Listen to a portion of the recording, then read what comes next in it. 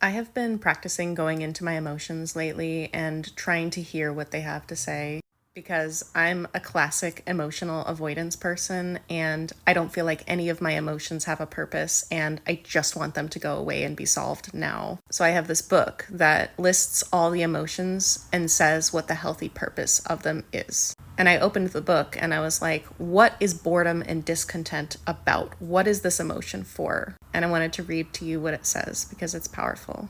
The book is The Language of Emotions, Chapter 13, Apathy and Boredom.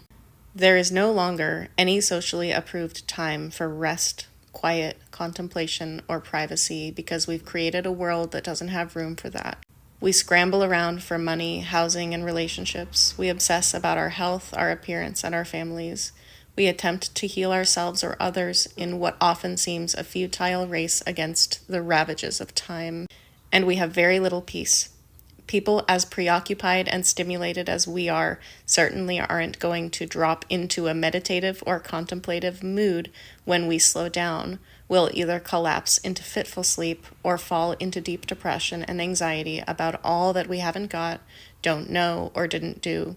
So instead of slowing down, we surf the net, turn on the TV, or use our favorite addiction or distraction to ignore our need for rest or our squashed emotions and dreams in order to keep all of our balls in the air. Apathy masks our true selves and gets us through the inanities of modern life. It helps us believe that another car, the right lover, a different job, or the perfect slice of pie will cure us. Apathy lets us be shallow, and sometimes that's all we can manage. Apathy often masks anger and depression, both of which arise in response to inappropriate environments and degraded boundaries. You can see apathy trying to slap a boundary together, trying to define itself with material possessions, addictions, and distractions, sarcasm, or perfect world scenarios. Apathy points to a loss of boundaries and to a distinct and urgent need for change, but it does so in an ineffectual and distractible way. Apathy chatters and gripes all day, but it doesn't ever accomplish anything. Apathy and boredom can serve important functions in many situations where effective actions cannot be undertaken. Boredom is a sign of becoming a product or a victim of your environment instead of an active participant. Boredom in adults, who have choices and options teenagers can't ever imagine, is often a sign of emotional repression, avoidance, and dissociation.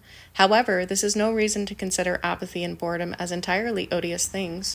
We need the masking state of apathy if we're unbalanced or dissociated and can't use our emotions properly, and many of us use apathy to provide the flow that should come from our emotions. Our emotionally deadened culture makes us believe that deep empathic living is impossible, as if true feelings or brilliant visions would slow us down unnecessarily or prevent us from meeting the rent, raising the kids, or turning the thankless crank. That's not true, of course. But the overriding message in our culture tells us that we can't stop to feel or dream because we have to keep moving. In response, we become highly distractible automatons. This next practice can help us become living, breathing human beings again. And it goes on to give a practice for working with apathy and boredom. The first is to identify whether your apathy is actually your inability to channel anger, or there is a needed boundary, or there is some deep emotion that you're distracting yourself from. So the questions that she has at the beginning are, what is being avoided and what must be made conscious? One of my other favorite things that I learned about boredom is that boredom is a disconnectedness. So if you're feeling boredom, make active attempt to reconnect with the environment or reconnect with yourself. Hope that helps.